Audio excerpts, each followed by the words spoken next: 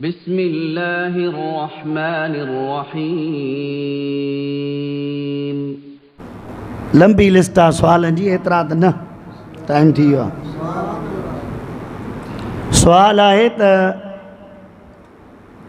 قربانی کا جانور دو دندہ ہونا ضروری ہے یعنی بنا دو دندہ ہونا ایک نشانی ہے. اسلام میں شریعت میں کوئی دو دندہ ہونا ضروری نہیں ہے، شرط نہیں ہے، یہ ایک نشانی ہے کہ جب جانور دو دندہ ہو تو پتہ ہے کہ یہ بکرا یا مینڈھا یہ پورے ایک سال کا ہے. لیکن اگر کسی کا اپنے گھر کا جانور ہے، رکھا ہوا ہے، تسلی ہے کہ یہ ایک سال کا ہے، تو چاہے وہ دو دندہ ہو نہ ہو اس کی قربانی جائز ہے. اس سال میری قربانی، اس سال میری اور اگلے سال والدین یا بچوں کی قربانی کرنا کیسا ہے؟ دیکھیں، قربانی شرعی اعتبار سے صاحب نصاب آدمی پر ہر سال فرض ہے. یہ نہیں ہے کہ زندگی میں ایک بار میں نے کر دی تو اب اگلے سال کسی اور کی طرف سے. اگر اگلے سال بھی آپ صاحب نصاب ہیں تو آپ نے پہلے اپنی کرنی ہے، پھر چاہیں تو اگر آپ کے والدین فوت ہو گئے ان کی طرف سے کریں، نبی کریم علیہ السلام کی طرف سے کریں. یہ ضروری نہیں ہے کہ والدین کی طرف سے کریں یا بچوں کی طرف سے کریں، یہ لازم نہیں ہے. بلکہ یہ لازم ہے کہ اگر آپ صاحب نصاب ہیں اور ہر سال آپ صاحب نصاب ہیں تو ہر سال آپ پر قربانی کرنا فرض ہے، لازم ہے، واجب ہے. پہلے اپنا قرض اتاریں، اس کے بعد جتنی قربانی آپ چاہیں وہ کر سکتے ہیں. قربانی کس پر واجب ہے؟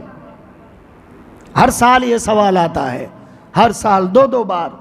نبی کریم علیہ السلام نے فرمایا من وجد مال فلم یضح، جس شخص کے پاس مال ہو اور وہ قربانی نہ کرے، حضور صلی اللہ علیہ وسلم نے ارشاد فرمایا وہ ہمارے مصلی کے، ہمارے عیدگاہ کے، ہمارے نماز کے قریب نہ آئے. سب سے پہلی بات تو یہ ہے کہ جس کے پاس مال ہے وہ قربانی کرے. اور جو شخص صدقہ فطر جس پر واجب ہے اس پر قربانی واجب ہے. یاد رکھیں، صدقہ فطر اسی پر واجب ہے جو صاحب نصاب ہے، لہٰذا جس آدمی پر فطرہ واجب ہے اس پر قربانی بھی واجب ہے.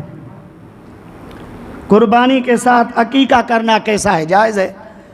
اگر ایک شخص نے بڑا جانور لیا، اس میں 7 حصے ہیں، 5 حصے گھر والوں کے نام کر لیے، ایک میرا، ایک میں نے والدہ کا، ایک والد کا، 2 کسی اور دوست کے ساتھی کے ہوئے، ایک میں نے اپنے بیٹے کے لیے 2 حصے عقیقے کے کر لیے، جائز ہے.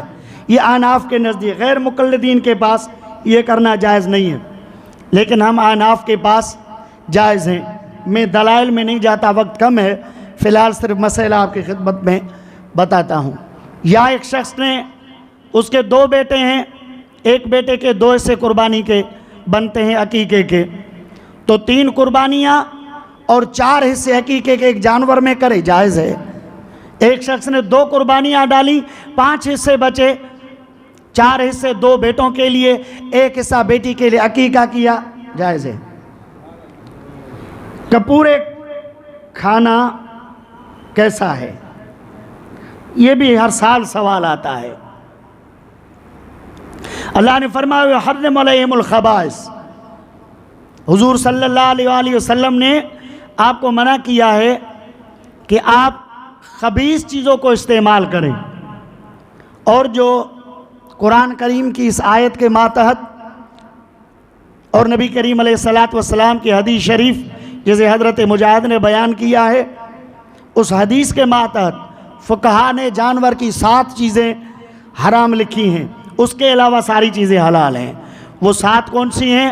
کپورے کھانا، دم مسفوحہ یعنی جب ذبح کرتے ہیں اس وقت جو خون نکلا رگوں میں، یہ خون یہ تو قطعی حرام ہے، نص قطعی سے قرآن کریم سے ثابت ہے، یہ بھی حرام، کپورے بھی حرام، اور اگر جانور نہ رہے تو اس کی پیشاب گاہ یہ بھی مکروہ تحریمی ہے، اور اگر جانور مادہ ہے تو اس کی پیشاب گاہ یہ بھی حرام ہے، مکروہ تحریمی ہے، اس کا پتا مکروہ تحریمی ہے، اس کے غدود یہ بھی مکروہ تحریمی ہے، اور اس کا مثانہ یہ بھی مکروہ تحریمی ہے۔ تو 7 چیزیں ہیں جانور کی، اس میں سے دم مسفوح یعنی خون یہ تو قطعاً حرام ہے، باقی 6 چیزیں مکروہ تحریمی ہیں، وہ بھی حرام ہی سمجھی جائیں، علماء نے ان کا کھانا بھی مکروہ کیا ہے، تو کپورے اس میں شامل ہیں، تو ان سے بچا کریں، یہ استعمال آپ نہ کریں۔ اوجری کھانا یہ بھی ہر سال 2 بار آتا ہے، اوجری کا ذکر ان 7 چیزوں میں نہیں ہے، لہٰذا اوجری کھانا جائز ہے، لیکن اس میں علماء کا اختلاف ہے۔ مکروہ تو تمام علماء نے لکھا ہے، لیکن مکروہ تنزیہی اور مکروہ تحریمی کا فرق ضرور ہے۔ بہرحال فتویٰ اس پر ہے کہ اوجری کھانا مکروہ تنزیہی ہے، حلال ہے، لیکن اس سے بھی بچا جائے تو بہتر ہے۔ ہاں اگر کوئی آدمی اس کو اس طرح سے اچھے طرز پر اس کی صفائی کرے اور گرم پانی میں اس کو ابالیں، سوڈا ڈالیں اور اس میں بیسن لگائیں، یا جو ایسی چیزیں ہیں استعمال کرنے سے اگر وہ صاف اور شفاف ہو جائے تو پھر آپ اس کو استعمال کر سکتے ہیں، جائز ہے، بہرحال حرام نہیں ہے، مکروہ تنزیہی ہے، کیونکہ علماء کرام لکھتے ہیں کہ جس طرح مثانہ حرام ہے کہ اس میں بھی گندگی اور غلاظت جمع ہوتی ہے، تو اوجری کا بھی یہی حکم ہے کہ اوجری میں بھی ساری غلاظت جمع ہوتی ہے، تو جب مثانہ کھانا جائز نہیں ہے تو اوجری سے بھی بچا جائے۔ والسلام علیکم۔